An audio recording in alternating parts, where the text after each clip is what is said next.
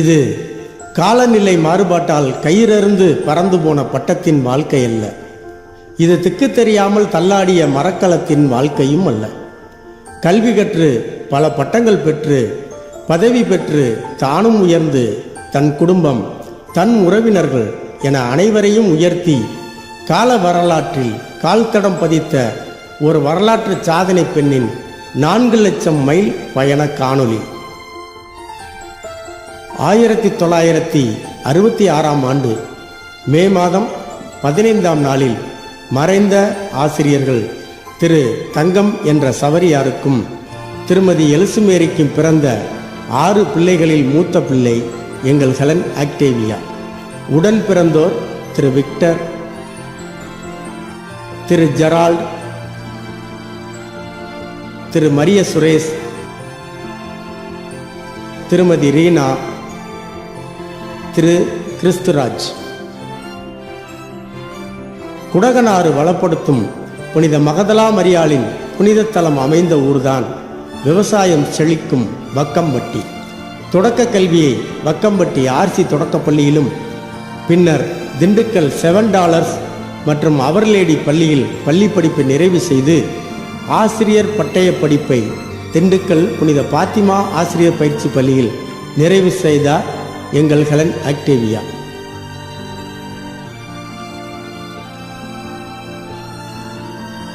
BLit Tamil, MA Tamil மற்றும் B.Ed படிப்பை நிறைவு செய்து ஆசிரியர் பணி பதவி உயர்வுகள் பெறுவதற்கான பல படிப்புகளையும் நிறைவு செய்தார். 1991ஆம் ஆண்டு பிப்ரவரி 4ஆம் நாள் மாதம் $800 ஊதியத்தில் திண்டுக்கல் மாவட்டம் குஜிலியம்பாறை ஒன்றியம் ராமகிரி என்ற அழகிய ஊரில் தமிழக அரசால் தொடக்கப்பள்ளி ஆசிரியராக பணி நியமனம் பெற்றார். இதுதான் ராமகிரி. மலைகள் சூழ்ந்த அருள்மிகு பெருமாள் கோயில் உள்ள ஊர். என் மனைவி இடைநிலை ஆசிரியராக பணியேற்ற போது தொடக்கப்பள்ளியாக இருந்தது இப்பொழுது நடுநிலை பள்ளியாக உயர்ந்து நிற்கிறது. இங்கு 11 மாதங்கள் 5 நாட்கள் என் மனைவி பணியாற்றினார். எங்கள் ஊர் வக்கம்பட்டியிலிருந்து திண்டுக்கல் 8 கிலோமீட்டர், அங்கிருந்து ராமகிரி சுமார் 40 கிலோமீட்டர், பேருந்து நிறுத்தத்திலிருந்து நடக்க வேண்டிய தூரம் 1 கிலோமீட்டர். இந்த ஊரில் இருந்துதான் எங்கள் காதல் திருமண வாழ்க்கையும் தொடர்ந்தது. ஒரு வாழ்க்கையாகுமா? ஒரு காட்சி தோன்றுமா? காதல் இல்லாதது ஒரு வாழ்க்கையாகுமா?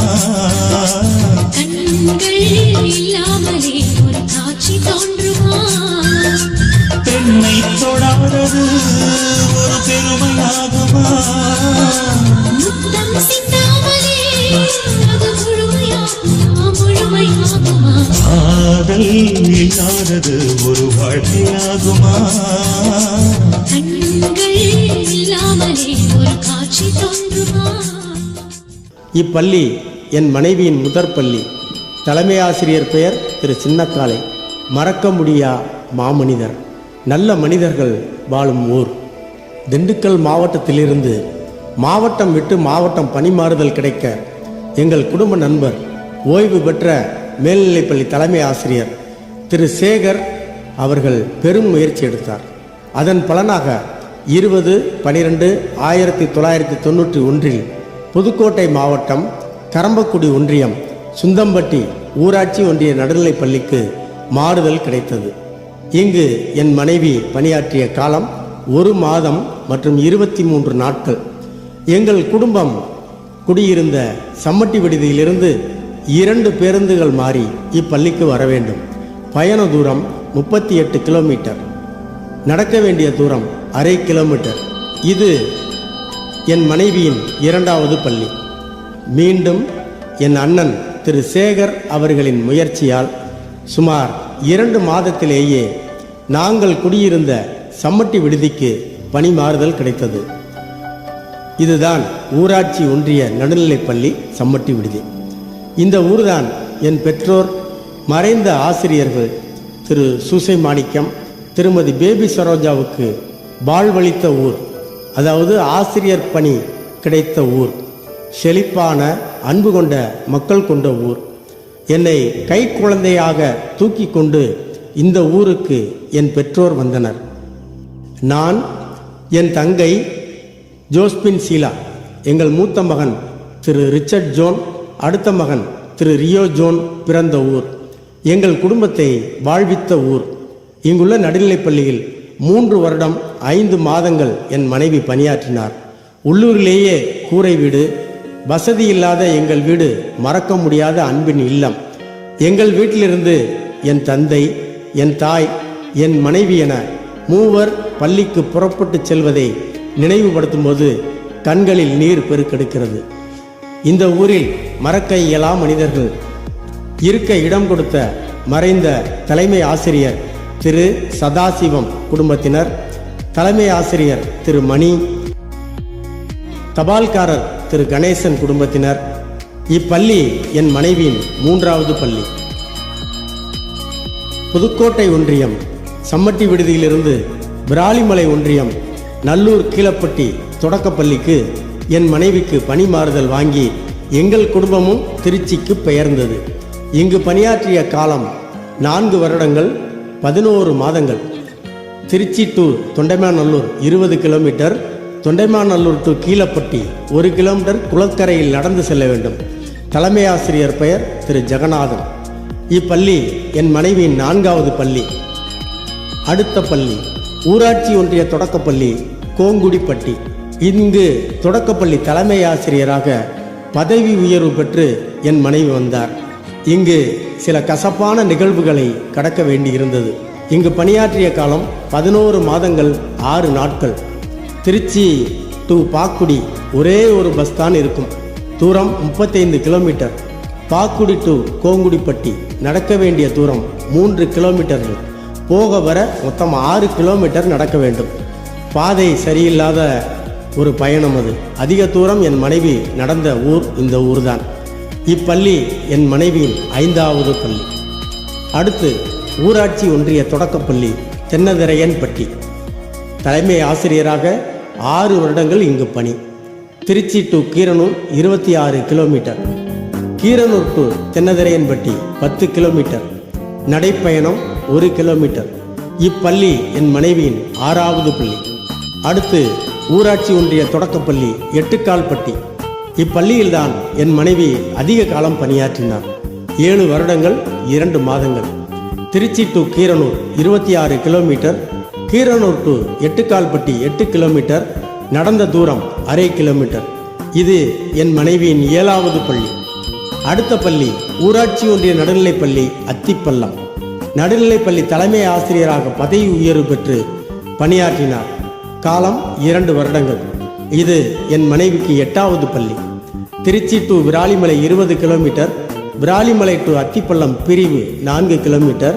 நடந்த தூரம் 1 கிலோமீட்டர். அடுத்த பள்ளி ஊராட்சி ஒன்றிய தொடக்கப்பள்ளி மலம்பட்டி. இங்கு பணியாற்றிய காலம் 4 வருடங்கள் 5 மாதங்கள். பயண தூரம் Trichy to Malampatti 28 kilometre. Road மேலேயே பள்ளி இருந்ததால் இங்கு மட்டும்தான் நடந்து செல்ல வேண்டிய அவசியம் ஏற்படவில்லை. இது என் மனைவியின் 9வது பள்ளி. அடுத்து ஊராட்சி ஒன்றிய நடுநிலைப்பள்ளி தொண்டைமாநல்லூர்.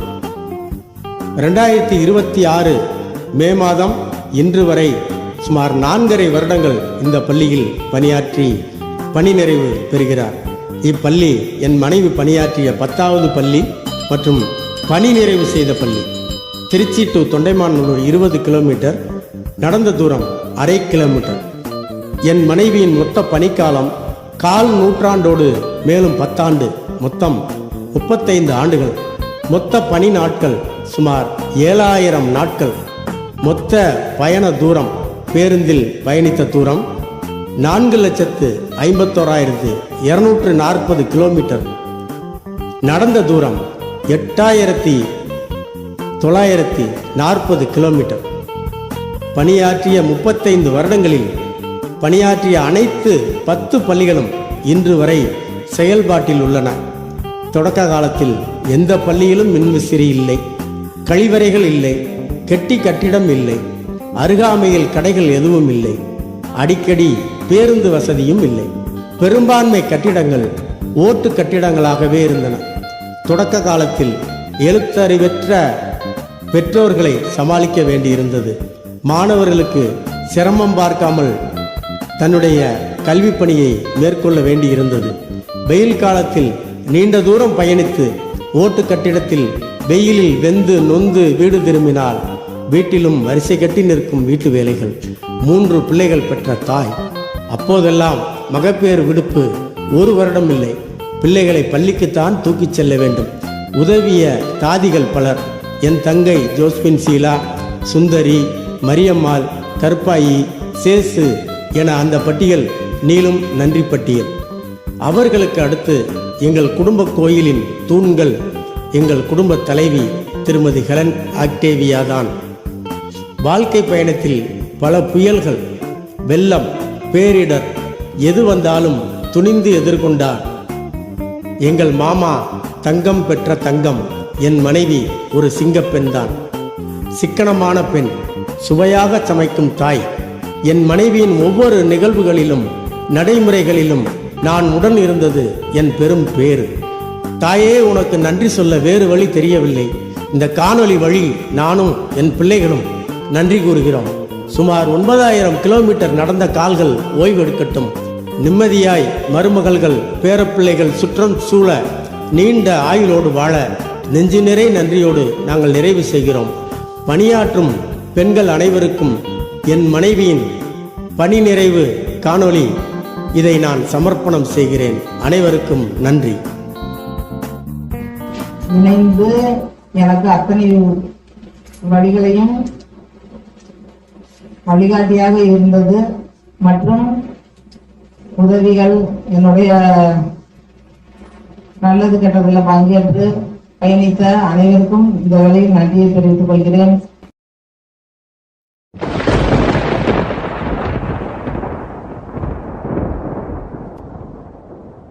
நம்மை விட்டு உடலளவில் பிரிந்து இதயத்தில் என்றும் வாழ்ந்து கொண்டிருக்கும் நமது முன்னோர்களை என் குடும்பத்தை ஆசீர்வதிக்க அழைத்தேன். என்ன பெத்த அம்மாவே, என் ஆசை அம்மாவே, என்ன பெத்த அம்மாவே, என் ஆசை அம்மாவே, சின்ன மக வந்திருக்கேன் கண்மூடிச்சு பாரம்மா, செல்ல மக வந்திருக்கேன் கண்மூடிச்சு பாரம்மா, நெஞ்சு படபடக்க ரத்தம் துடி துடிக்க செல்ல மக வந்திருக்கேன் வாய் தீரந்து பேசம்மா, செல்ல மக வந்திருக்கேன் வாய் தீரந்து பேசம்மா.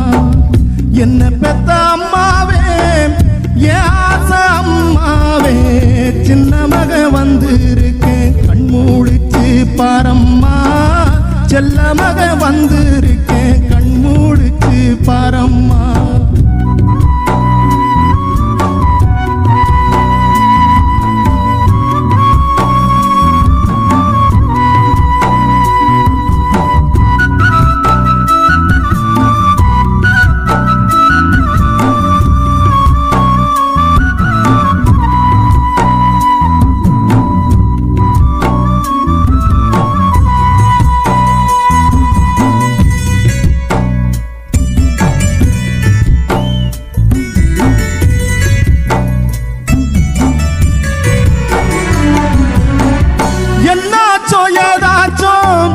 உசுரே போயிருச்சோம், என்ன நம்ம நான் நினைச்சு பயந்தே போனேமா அம்மா.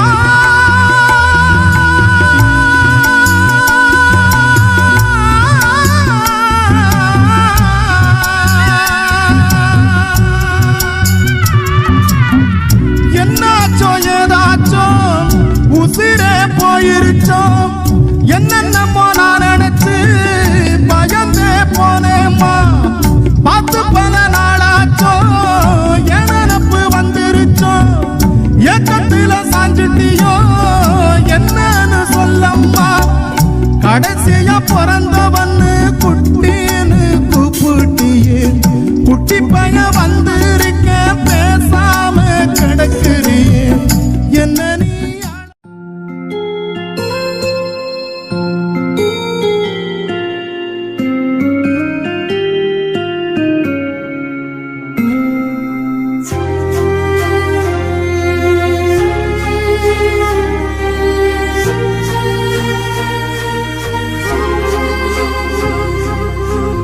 அப்பாவும் அன்புக்கு ஈடாகுமா ஆகாசம் அப்பாவும் ஜாகத்தை மிஞ்சிடுமா தாய்ப்பாசம் ஓடும் ரத்தம் நாடி நரம்பெல்லாம் வாசம் உன் வேர்வத்தூளி தம்ப நாம் படிக்கும் இதிகாசம் உன்னை போல பூமி இல்ல உன்னை விட சாமி இல்ல சொல்ல வார்த்தை ஏதும் இல்லவோ சொல்ல விட வேதம் இல்ல கண்டிக்கும் உன்னோட பாசத்துக்கு முன்னே கடவுளும் கூட நிகரில்ல அப்பா அப்பாவும் அன்புக்கு ஈடாகுமா ஆகாசம் அப்பாவும் தியாகத்தை மிஞ்சிடுமா தாய்ப்பாசம்